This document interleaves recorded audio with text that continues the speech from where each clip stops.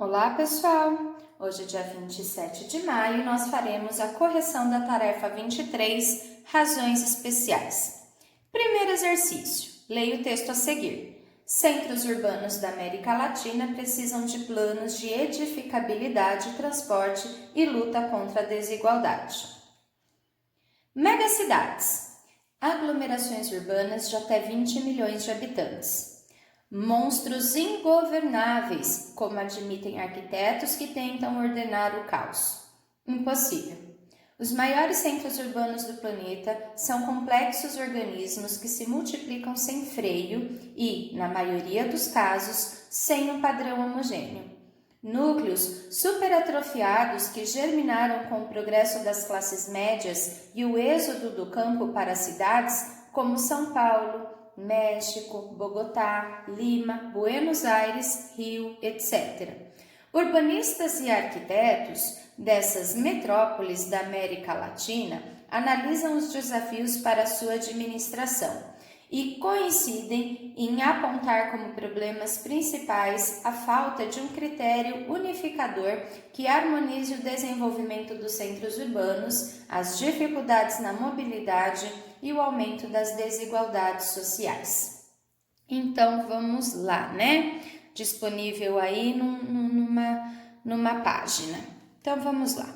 Em Bogotá, seus 7,8 milhões de habitantes se acotovelam, produto da maior densidade urbana em toda a região.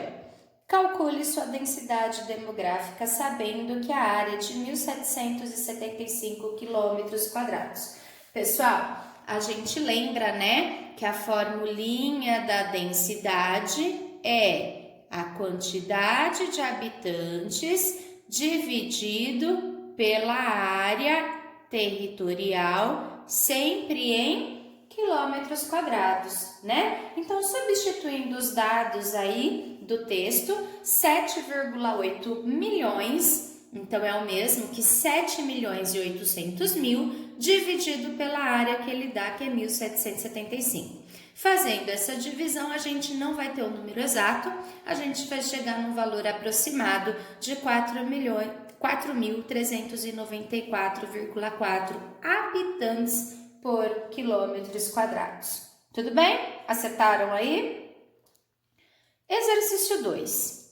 Em um mapa, a distância entre duas cidades corresponde a 8,5 centímetros. Sabendo-se que a distância real é de 4.250 quilômetros, qual foi a escala utilizada?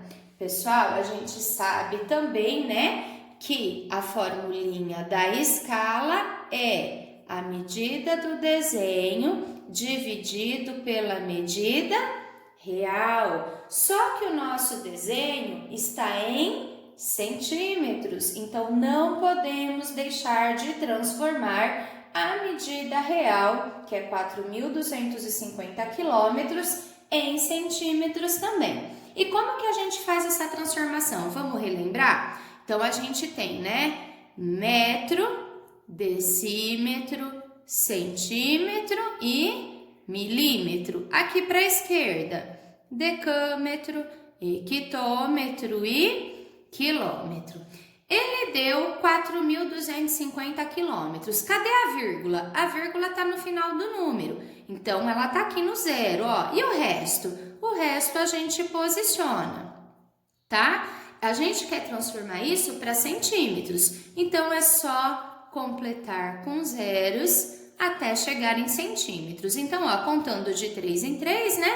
Nós temos um pontinho aqui, um pontinho aqui. Por isso, 425 milhões, tá certo? Então, 8,5 centímetros no desenho equivalem a 425 milhões de centímetros em tamanho real, tá? E aí, a nossa escala, a gente sempre deixa 1 para alguma coisa, ou seja, cada 1 centímetro corresponde quanto no real, né? Então, para que isso vire 1, a gente divide por 8,5. Só que tudo que a gente faz em cima, obrigatoriamente a gente faz embaixo, tá? 425 milhões dividido por 8,5 vai dar 50 milhões. Portanto, como resposta, a escala utilizada foi de 1 para, os dois pontinhos, 50 milhões. A cada 1 centímetro corresponde a 50 milhões de centímetros em seu tamanho real. Terceiro exercício. Uma pessoa tem 1,60 m de altura. Qual é a altura, em centímetros dela, em uma foto de escala 1:20?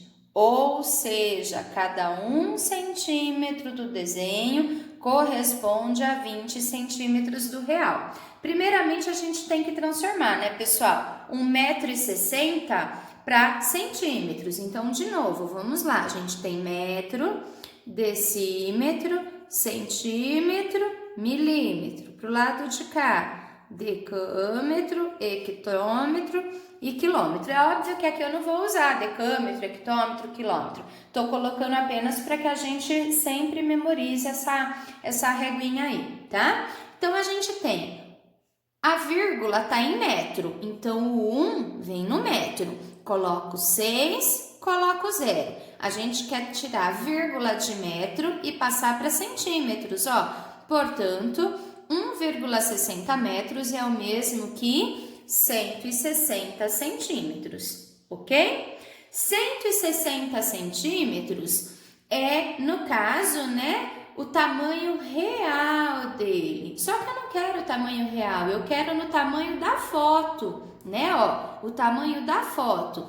Se na escala 1 centímetro do desenho corresponde a 20 do real, é só a gente pegar, 160 do real dividido pelo 20 do real, a gente encontra 8 centímetros no tamanho do desenho, tá bom? Então, tá aqui, a altura dessa pessoa na foto é de 8 centímetros. Quarto exercício. Um carro percorreu a distância de 840 quilômetros entre duas cidades com velocidade média de 120 quilômetros por hora. De acordo com essas informações, responda. Letra A. A velocidade média no problema é apresentada em quilômetros por hora. O que isso significa? Pessoal, significa que se ele estava a uma velocidade de 120 km por hora, significa que ele vai gastar 1 hora para percorrer 120 km, tá? Então, olha lá, a cada 120 km percorridos, ele gasta 1 hora, tudo bem? Qual foi o tempo gasto por esse carro para fazer a viagem? A gente já viu que a formulinha da velocidade é só pegar a distância e dividir por tempo. Conforme o enunciado nos deu, a distância é de 840 quilômetros. Pessoal, aqui verifiquem sempre a unidade de medida, se ela tá a mesma, tá? 840 quilômetros e a velocidade média também em quilômetros por hora. Senão, teríamos que fazer algumas transformações. Tudo bem?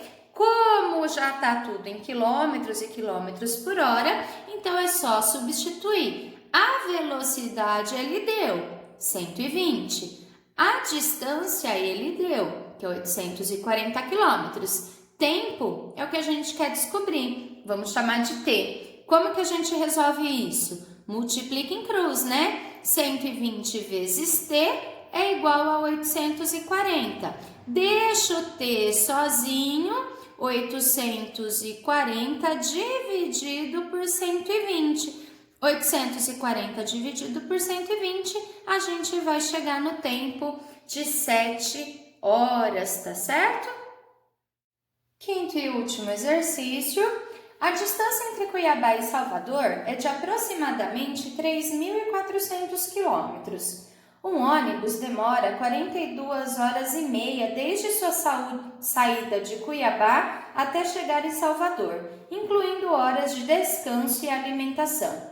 Qual a velocidade média desse ônibus durante o trajeto? Gente, velocidade é só pegar a distância dividido pelo tempo. Distância ele nos deu em quilômetros, o tempo ele nos deu em horas, então não tenho que transformar nada, Então, distância 3.400 dividido por 42,5 horas. Fazendo essa divisão, a gente vai chegar que a velocidade é de 80 km/h. Tudo bem, pessoal? Espero que vocês tenham acertado. Se ficou com dúvida, às vezes já tem alguma continha de divisão aí, pode me mandar no privado que eu esclareço qualquer dúvida de vocês, tá bom? Beijo grande!